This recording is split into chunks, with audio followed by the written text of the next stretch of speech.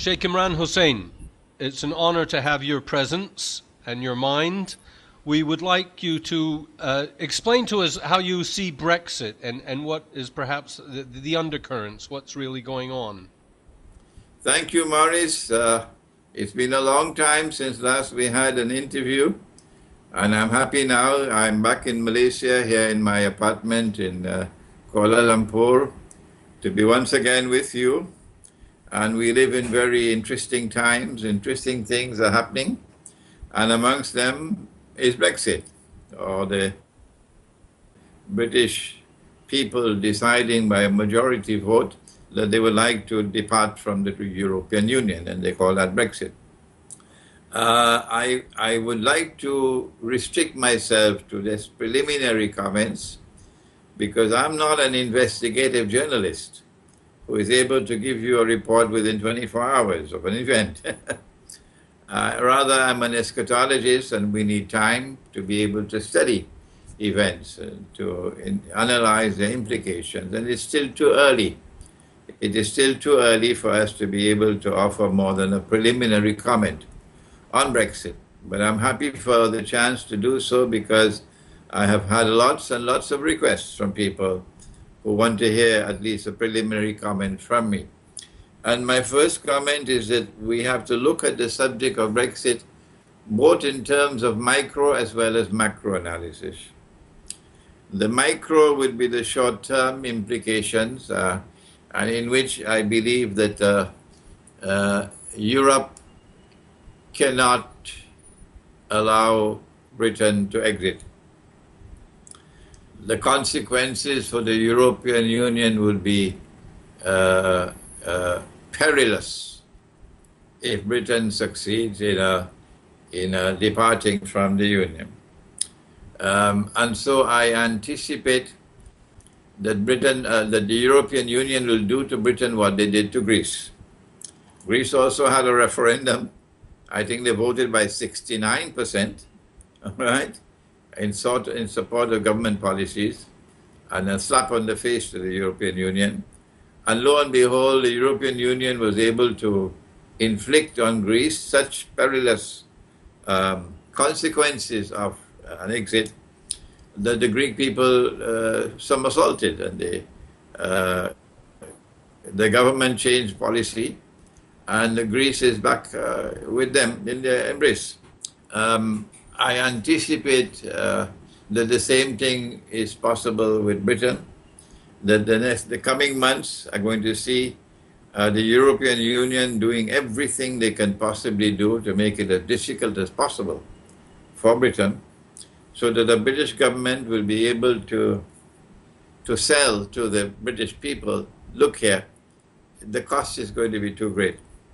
These are the consequences of departure, and the price is too high, and so that within this 2-year period of time that you have before the Britain can exit from the European Union, if they decide to formally decide on departure, the public opinion in Britain could change, and that the British exit from the European Union can be reversed. The choice of the people can be reversed because of a very aggressive policy on the part of the European Union to make it too difficult for Britain to exit.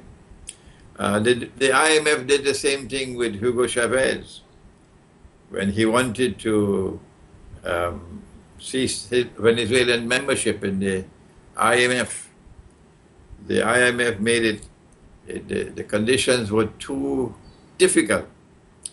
And although Hugo Chavez had his heart in the right place, it was just not possible for Venezuela to depart from the International Monetary Fund. One can see, for example, the pound losing value at an alarming rate. So far, the loss of value of the pound has not been too alarming.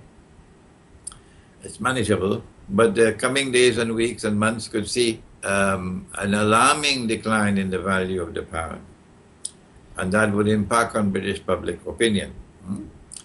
On the other side of the microanalysis is the fact that Britain is a small island.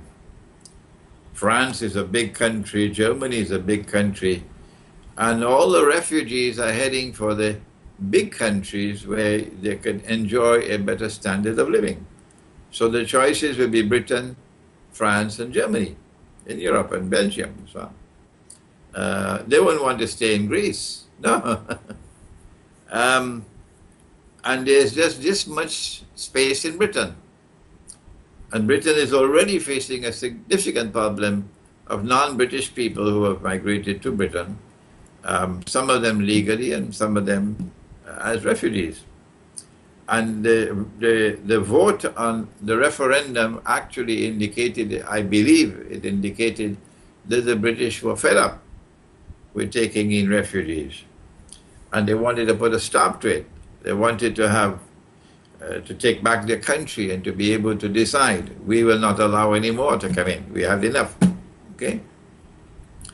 If the British people dig in their heels, and they are a very stubborn people, they can probably put up a fight that Greece could not put up with. The British is famous for its bulldog temperament. And they may decide to fight back against the European Union on the issue of immigration. The European Union needs to have the open door policy that once you get into the European Union, you can travel anywhere. They need to have that in order to be able to attract people to the European Union. And if Britain were to pull out and successfully pull out, then other countries which are also facing the same problem that Britain is facing may also decide that we want to pull out. So I believe that the coming days and weeks and months are going to display a very, very interesting scenario of, on the one hand, the European Union doing all that they can possibly do to ensure that Britain cannot exit, and the possibility that the British bulldog temperament in it could then decide to fight back the way Greece could not fight back. This is my preliminary microanalysis. But the macroanalysis is the one which I believe eschatology has more to offer than other branches of knowledge. And that is that our eschatology, which comes from the Quran, allows us to understand the three stages, or the three parts of the shadow, the three stages of a big shadow, which was Pax Britannica, becoming a ruling state, and then Pax Americana succeeding Pax Britannica, and that these things are not happening by accident. They're part and parcel of a three-stage plan to deliver to Israel the status of a ruling state in the world, so that the Antichrist can stand up in Jerusalem and declare that he is the Messiah. This is our eschatology. And our eschatology is almost the same as the Christian eschatology. The Jewish eschatology, of course, is that the Messiah never came. He's coming now for the first time. So there's some slight difference between the Christian and Muslim eschatologies with the Jewish eschatology. But we recognize that we are now at that point in time when stage 2, or Pax Americana, is in irreversible decline. This is a macroanalysis. And a new ruling state will have to come to replace Pax Americana. And in my book, Jerusalem in the Quran, which I wrote about 15 years ago, I argue that the successor to Pax Americana will be Pax Judaica, that Israel will take claim to become the new ruling state in the world. The passage to Pax Britannica as a ruling state could not take place without a monetary system being created in which the sterling pound was the international currency.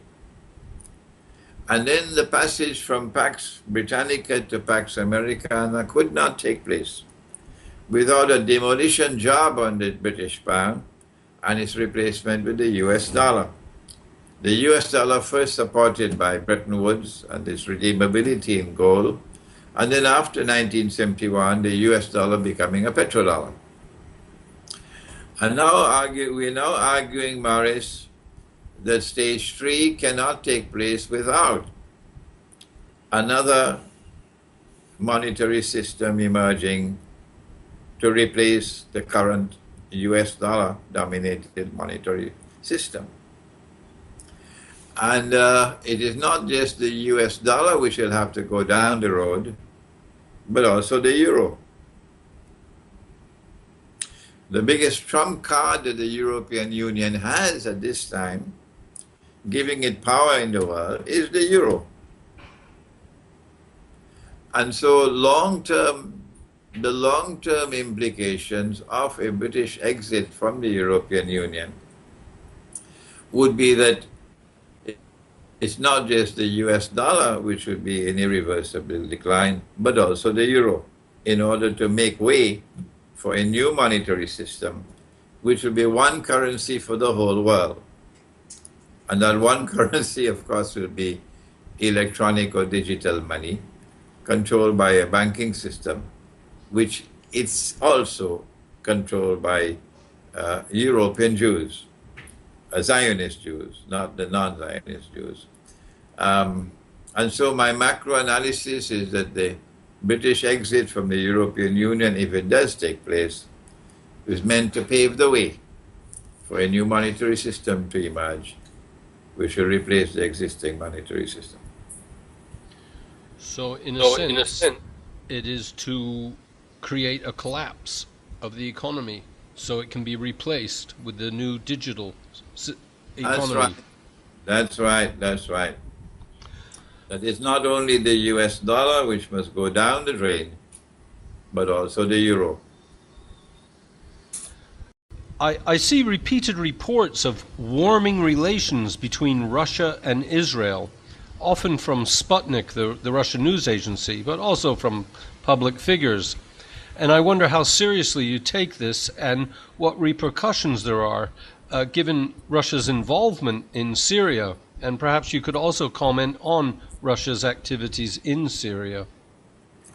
I'm happy that you raised that subject, Maurice, because there are lots of people, particularly in the Arab world, who are confused. They're confused because they're getting reports from the media in Russia which indicate a warming of relations, a close relationship between Russia and Israel. And that seems to be incompatible with the other view of Russia as a Russia which is standing up to the Zionists. The fact, Maurice, is that Russia is a complex society.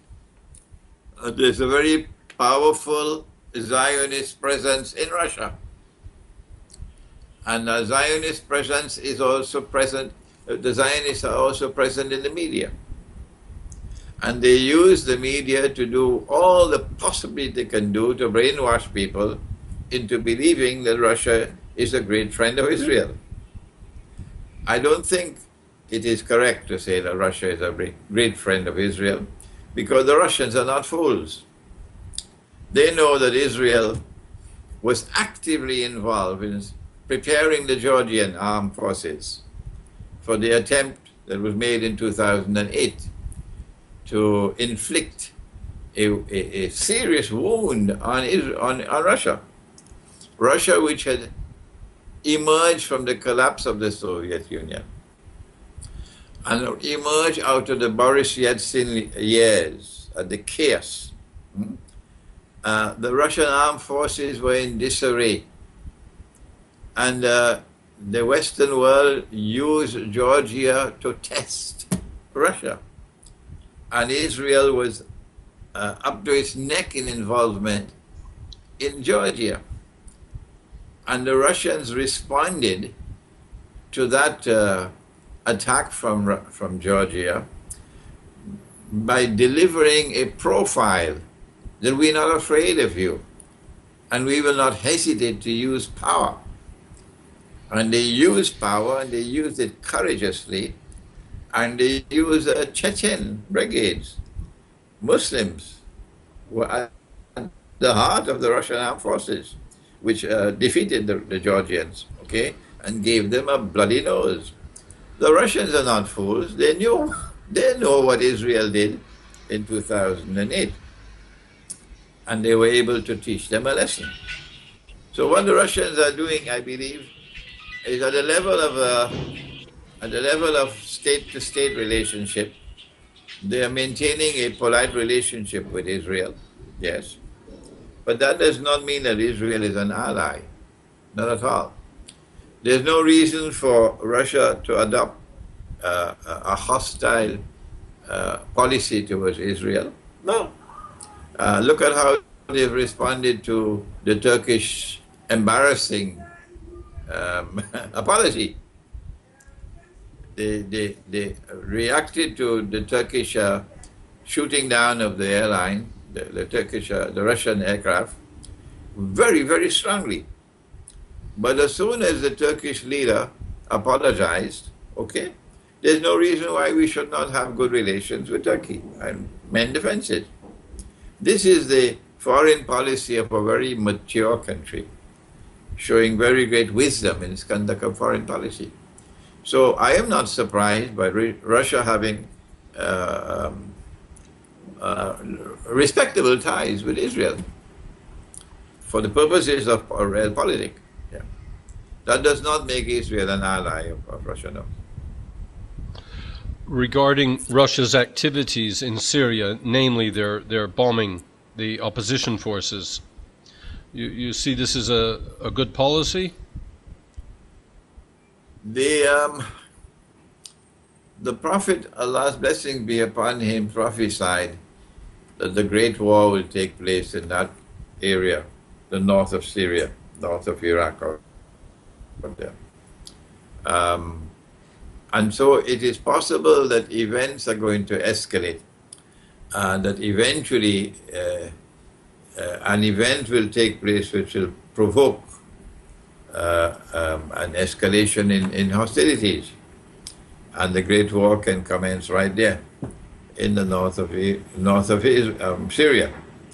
The Russians have had to intervene in Syria. There was no way they could prevent it. They had to do it. But they also had to intervene in Syria in such a way that they could sell the intervention to the Russian public opinion. And the Russian public opinion will accept it. They've done that. They've done that. They've acted very sensibly, very intelligently in Syria, and they've been able to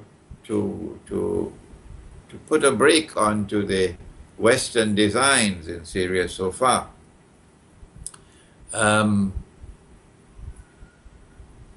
Every single step they've taken so far in Syria has been very intelligent. And I have to sit back in wonder and amazement at the maturity and the intelligence of Russian foreign policy. I've learned myself new things about diplomacy by just watching the Russian foreign minister, how he operates, and how Putin is operating, yes. So I don't think that the Russians are going to be afraid or scared of continuing their intelligent policy. They cannot allow ISIS or the Islamic State, they cannot allow it to destabilize Russia. No. They cannot allow it to succeed to such an extent as to be able to bring about a situation in Russia which would cause instability. No. And they have ISIS on the run now. They have ISIS on the run. And in bringing about this, forcing the Turkish government to apologize, and now restoring normal relations with Turkey, the Russians are now in a stronger position, because Turkey would not want to get back again in the bad books of Russia. No. It'll make Turkey look like a fool. Turkey is already looking like a big fool because they said they'll never apologize, and now they've apologized. Yeah. So I think that the Russian foreign policy in Syria is correct, and it is likely to continue on course until the Western world decides we've had enough, and we may have some big false flag to try to provoke a war. not too distant from the discussion of Syria is the rivalry between Saudi Arabia and Iran. They seem to be fighting proxy wars in many countries. Iraq, Syria, Lebanon, Yemen, probably more. Bahrain. Where is this leading to? It's the Muslim world tearing itself apart, is it not? I don't consider Saudi Arabia to be a part of my Muslim world. No. For those who can't see and who do not turn to the Quran for guidance, they may consider the Saudi regime to be a part of the Muslim world. I don't. The Quran is very plain and very clear. And those who have been listening to me and reading my eschatology would know that the Quran has spoken about an alliance of Christians and Jews that the Quran anticipates will come into being. That Judeo-Christian alliance has today come into being. It's the Zionist Judeo-Christian alliance. And the Quran has prohibited Muslims, from maintaining friendship and alliance with that Judeo-Christian alliance. That Judeo-Christian alliance controls power in Washington, in London, in Paris, in Bonn. NATO is its military arm, yes. And the Saudis are part and parcel of that alliance. The Saudis are their shoeshine boys. The Quran speaks and speaks very plainly and clearly and says, whosoever from amongst you Muslims turn to them with friendship and alliance. And you travel to Washington to play golf with Barack Obama. Those Muslims who maintain that kind of a relationship with our Judeo-Christian alliance, which today is led by Washington, you no longer belong to the world of Islam. You've left the world of Islam. So it's not that the Saudis and the Iranians are at loggerheads with each other and that shows a divided world of Islam. It's not. The Saudis no longer belong to the world of Islam. The Saudi people, yes, but not the regime. No, the regime has left Islam. I think the regime is acting on behalf of NATO, on behalf of the Zionist alliance in its policies towards Iran.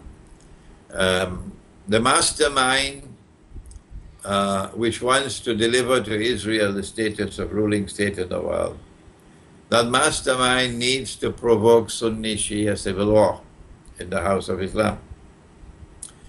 And Sunni Shia civil war, if it does take place, will not only present the worst possible image of Islam to the world, but also weaken the world of Islam to resist Israeli oppression.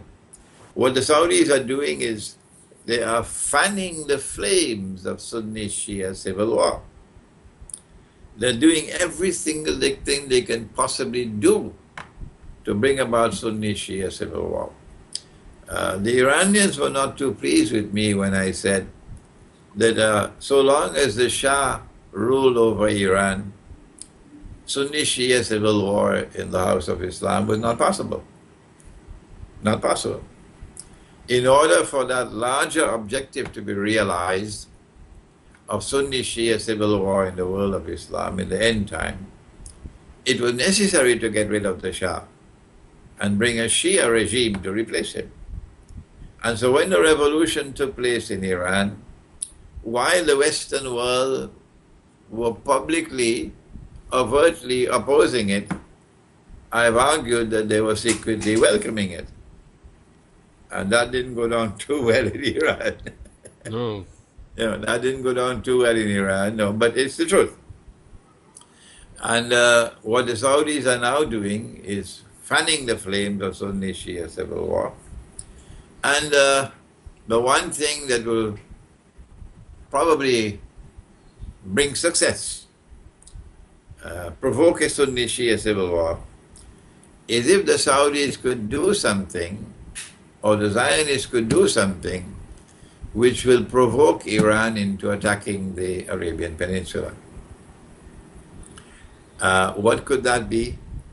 It could be an Israeli launch an aerial attack on Iran's nuclear installations. Yeah. And then Iran responds by launching an attack on Bahrain. Anything like that, once the Iranians move across the water to attack the Arabian Peninsula, you're going to have Sunni Shia civil war. So you have to understand Saudi foreign policy now with respect to Iran based on this long-term objective of trying to provoke Sunni Shia civil war in the House of Islam. Because I've understood that policy, I'm doing exactly the opposite. And there are others who support me in this, that we say this is the moment in time more important than ever before to try to build and sustain Sunni Shia solidarity. Saudi Arabia is virtually financing Egypt, I believe. Sisi, I think, has assisted in the war on Yemen, in the blockade. Or he seems to be preaching a kind of secularism, Sisi. Would that be correct? I am not that familiar with what is going on in Egypt, except to say that if the Ikhwan al-Muslimun was bad, if they made terrible mistakes, if they made unforgivable mistakes, if their mistakes were so atrocious that I wish Ikhwan could never rule over Egypt again, if this is true, then I say Sisi is worse than Ikhwan. The imperative for Egypt at this time is to unite the people. Because there's a coming war when Israel is going to try to take the eastern delta of Egypt, which is the breadbasket of Egypt. Israel needs to take physical control of the eastern delta because someone wrote into the Torah, I don't know who did it, but he had a very evil pen with which he did it. Somebody wrote into the Torah that the Holy Land extends from the river of Egypt to the river Euphrates. And because that fellow wrote that stuff into the Torah, we're now faced with this predicament, that Israel cannot have credentials, adequate credentials, as the holy state of Israel, unless it expands its territorial frontiers to encompass the Eastern Delta. So there is a war that's coming. And that's why NATO is in Libya. So when the war comes, Israel can be attacked, Egypt can be attacked from both sides. I gave this analysis a few years ago, yes. So if you understand what is coming for Egypt, then the intelligent thing, the sensible thing would be to adopt a policy in governing over Egypt that would unite the country. Ikhwan didn't have that sense in their head. They were foolish.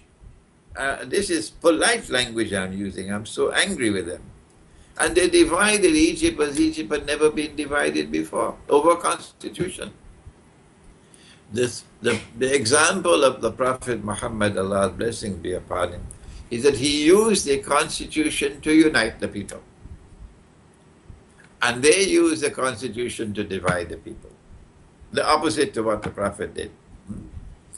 And so when Ikhwan divided Egypt as Egypt had never been divided before, they were total failure. Well, if Egypt was divided by Ikhwan, today Egypt is being destroyed by Sisi, because the division of Egypt now is becoming permanent. What the Algerian armed forces did in Algeria, Sisi is doing an even worse than what the Algeria did. Yeah. I can't comment on the secular policies of Sisi, but I can comment on the disastrous mistake that they're making in dividing Egypt as Egypt has never been divided before, at a time when the opposite policy should be adopted to unite Egypt to prepare for the coming war on Egypt. And Ikhwan is the Muslim Brotherhood, for the viewers that don't know. Yes, the Muslim Brotherhood, yeah. It's extraordinary how close the relationship is between Sisi and Russia. Russia is sending the most advanced weapons to Sisi's military. It's called the politics of opportunism. Russia sees no reason why they should not exploit an opportunity. The Egyptian armed forces is in a fix at the time, and they turned to Russia, and Russia said, "Why not? We can maintain a friendly relationship with you."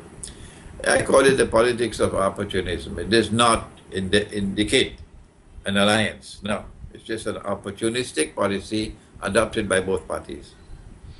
Yeah, I was surprised. I mean, very advanced weaponry, the most advanced weapons they're sending on occasion. Sheikh Imran, I don't know what else to ask you. Are there any topics? You can compare Russia's foreign policy towards Egypt with Russia's foreign policy towards Syria and Iran. In the case of Syria and Iran, you can clearly see that this is an alliance. The Russians are building an alliance with Iran. They don't want Iran to get out of their grip and go over to the Western camp. No.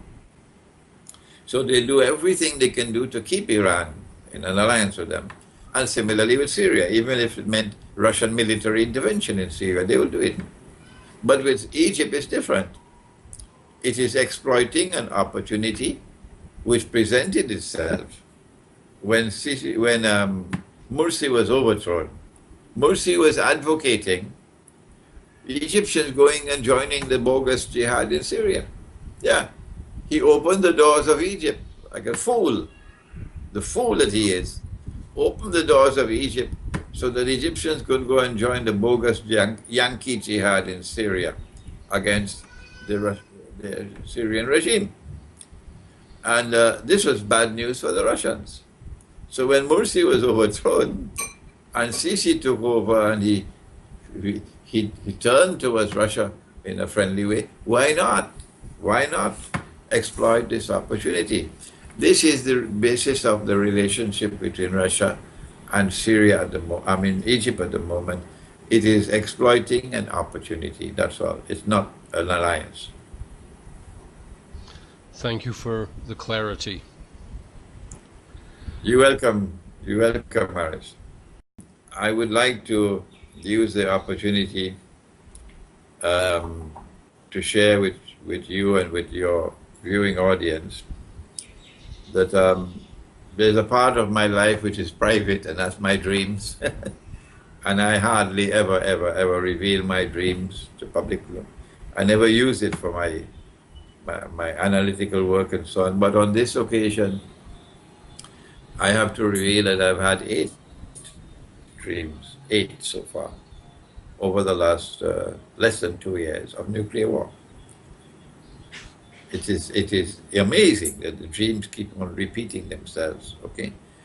8 dreams in less than 2 years on nuclear war. And so I fear, I hope I'm wrong, I would be very happy if I'm wrong, but I fear that nuclear war is going to be provoked soon.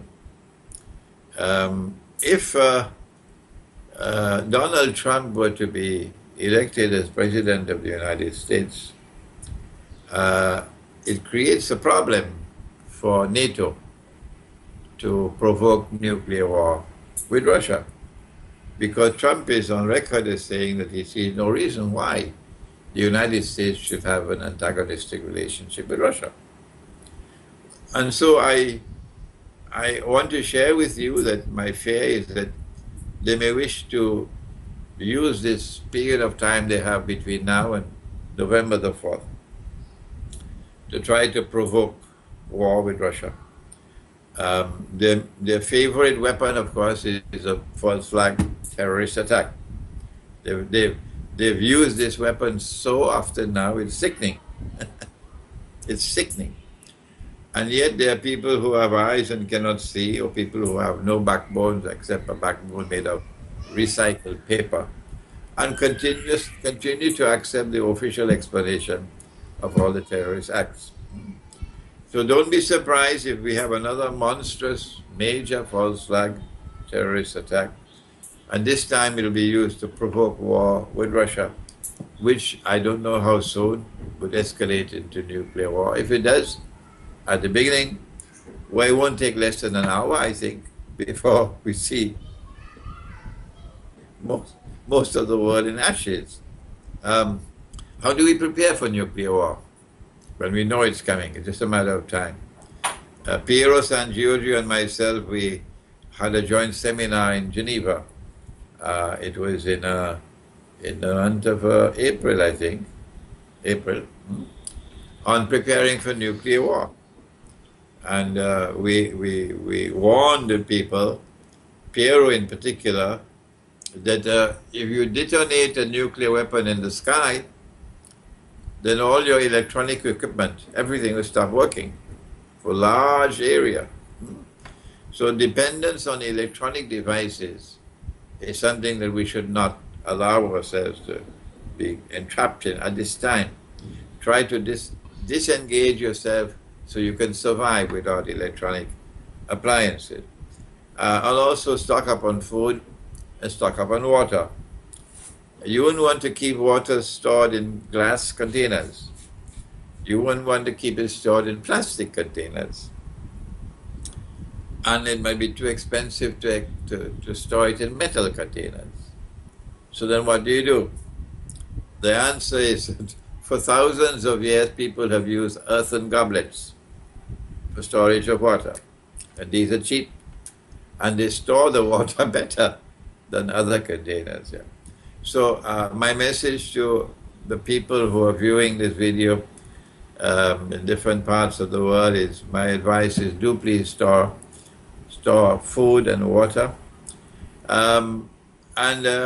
Finally, that you should not allow yourself to become entrapped and imprisoned in the digital and electronic monetary system that's coming.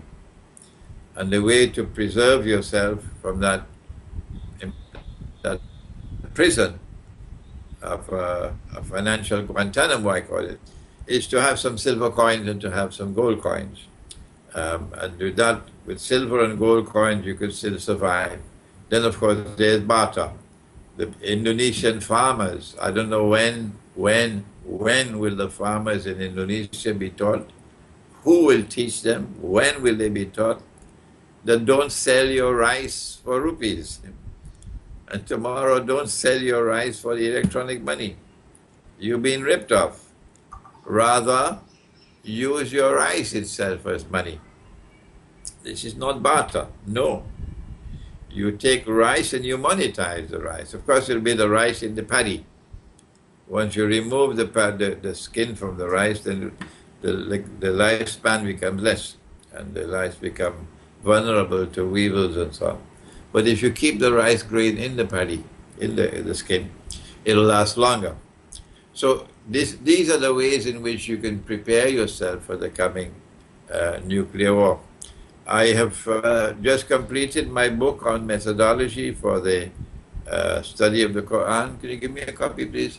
And it is being translated into French. It's being translated into Urdu, into Russian, and other languages. But it's available in English here. Methodology for study of the Quran. My online bookstore, inhosein.com, crashed, and it should be rebuilt soon. But in the meantime, those who want to get this book can contact me by email. And I'm working on my book on Dajjal.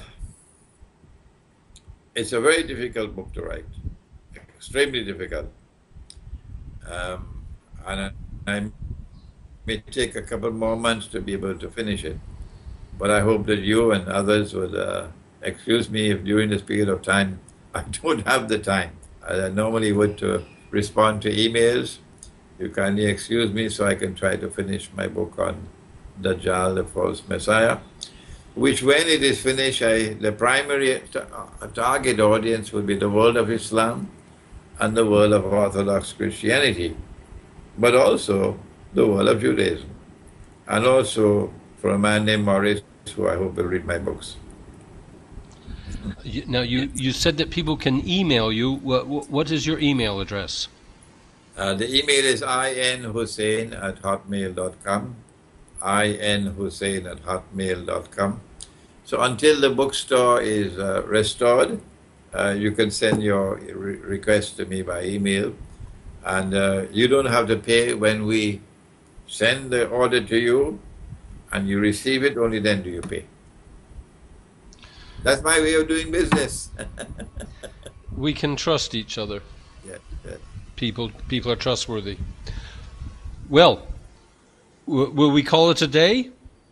Yes, and I hope next time I meet you, we talk, you can have a beard, Morris. Have a beard? I don't shave, but okay. Yes, I'd love to see you with a beard, Morris. Maybe. It's difficult to grow.